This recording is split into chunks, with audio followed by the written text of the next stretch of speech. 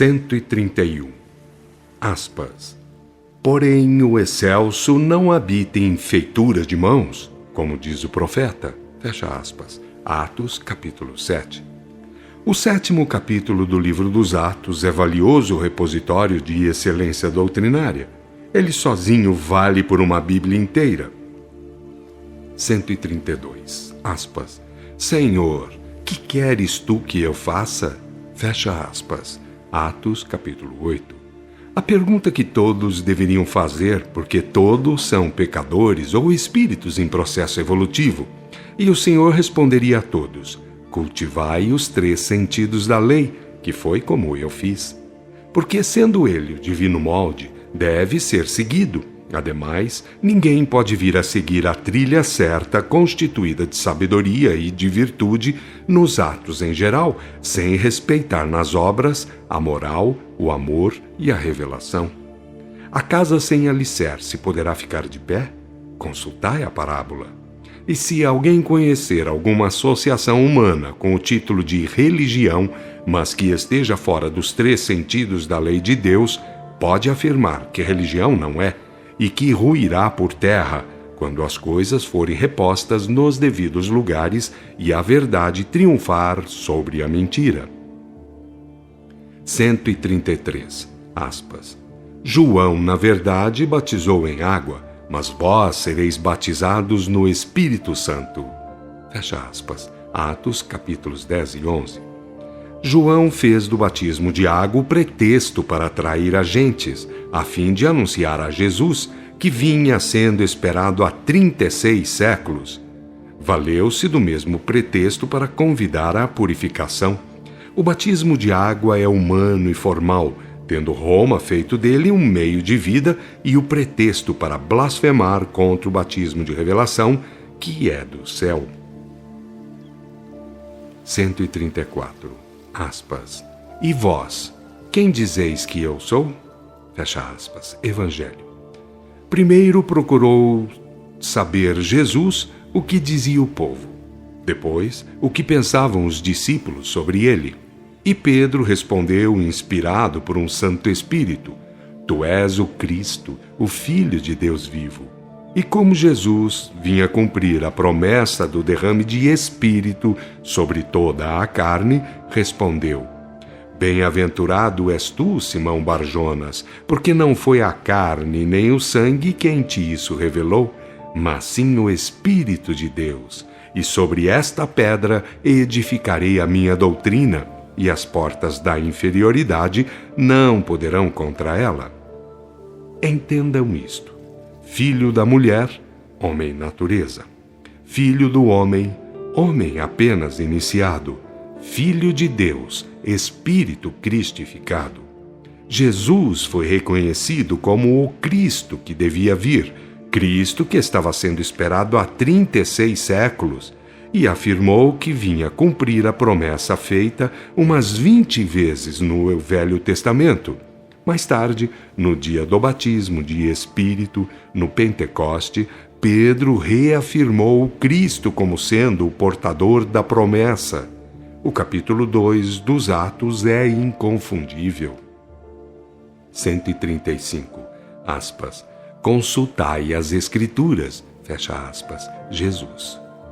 O Velho Testamento foi queimado por Saul e foi restaurado no tempo de Esdra, sobre lendas e ditos do povo. Só de Davi para diante é que os livros do Velho Testamento são de próprio punho, nos originais hebreus. O Novo Testamento se compunha de 257 manuscritos.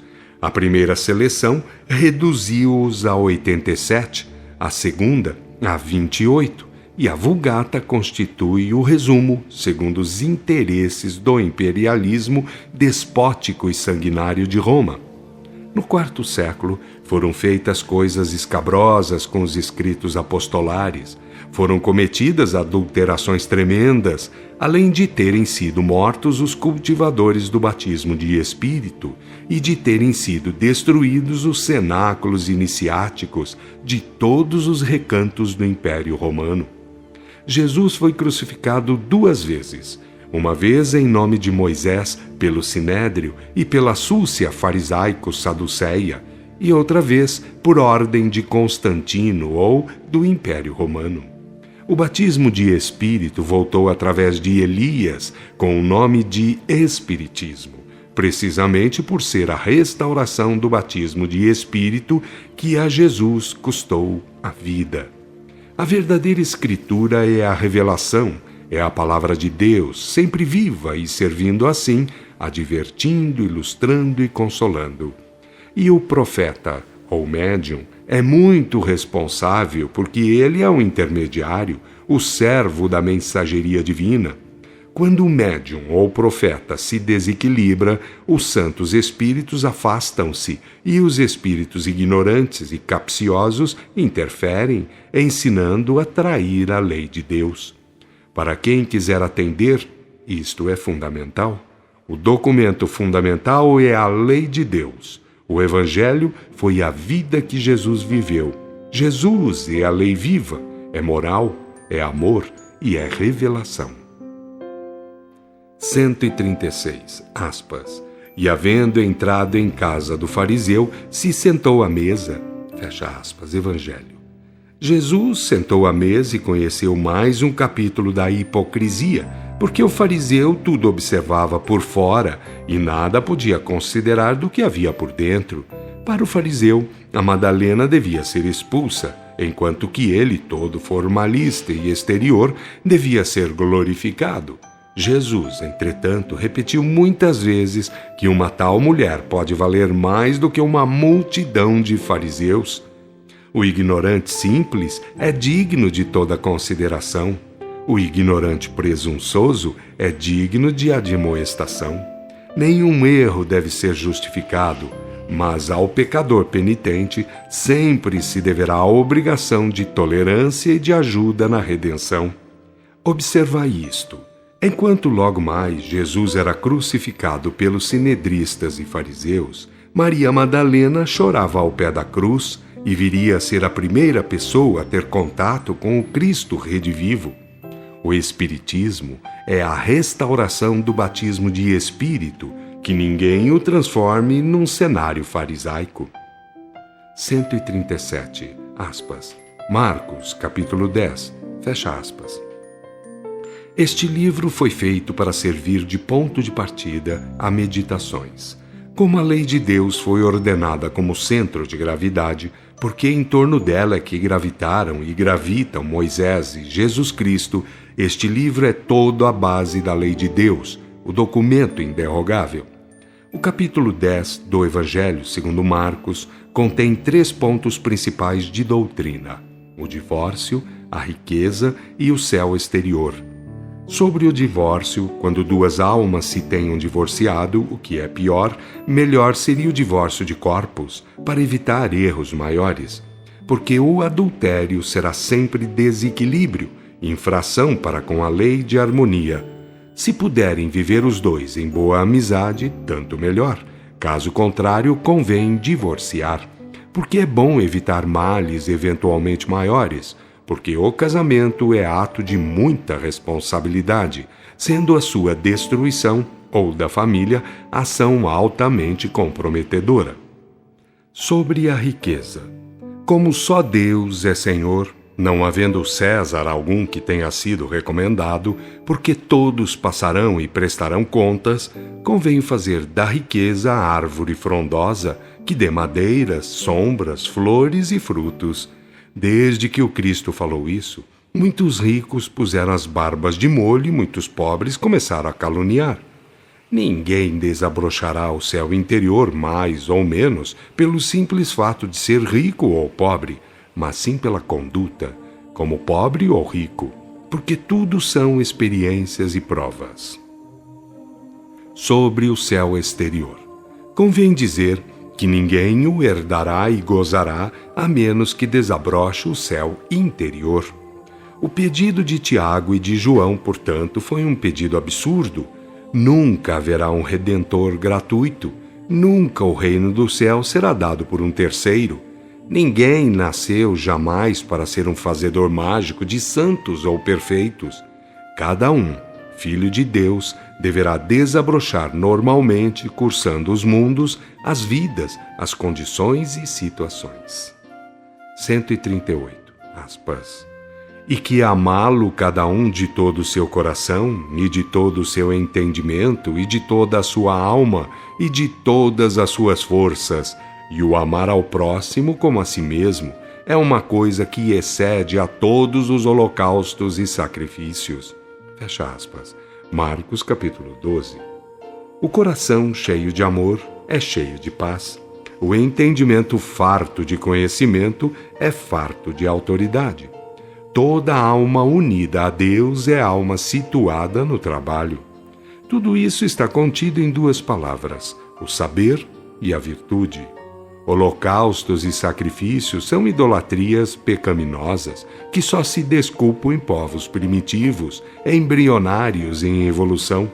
Nos povos superiores, acentua-se a adoração em espírito e verdade, sendo que nos mundos perfeitos cessa a adoração para haver a compenetração cooperadora. Por isso disse Jesus que Deus é espírito e verdade, assim querendo que suas centelhas manifestadas, ou filhos, venham a ser. A quem assim respondeu a Jesus, o tal escriba afirmou o divino molde. 139.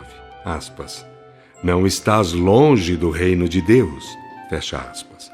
Compreendendo assim as coisas do reino de Deus e cultivando a revelação, o batismo de espírito, aonde não teria chegado a humanidade em espiritualidade? Se Roma não tivesse liquidado o Consolador, em 19 séculos, a que grau de civilização realmente cristã não teria atingido a humanidade? Infelizmente, neste meado do século XX, os que se dizem cristãos vivem mergulhados em holocaustos, sacrifícios, dogmas, simulações, mercâncias ditas religiosas. Através de Constantino, o cão volveu ao vômito, a porca lavada de novo se revolveu no lodaçal e a humanidade atrasou-se muito, caindo na incredulidade, na materialidade e no sensualismo. Preparou-se para guerras, pestes, fomes e o dilúvio de fogo, ateado pelo próprio homem, que presto virá. Na nova era, o sistema de culto será aquele relatado por Paulo no capítulo 14 da primeira epístola aos Coríntios. A revelação que adverte, ilustra e consola lembrará ao homem a necessidade de fugir de toda e qualquer idolatria. 140. Passarão o céu e a terra, mas não passarão as minhas palavras. Fecha aspas. Marcos capítulo 13. Sem considerar a relatividade dos eventos humanos ou cíclico-históricos, pois Jesus se referia ao primeiro ciclo do cristianismo, a findar aos 2000 anos de sua passagem pela carne, devemos encarecer que tudo em Jesus, por ser ele o Cristo ou molde, era a vivência do saber e da virtude, da moral, do amor e da revelação. Jamais isso tudo passará, pois o chamado Criador e a chamada criação nunca passarão. Como a humanidade irá entrar agora na era cósmica, irá também entender as palavras de Jesus.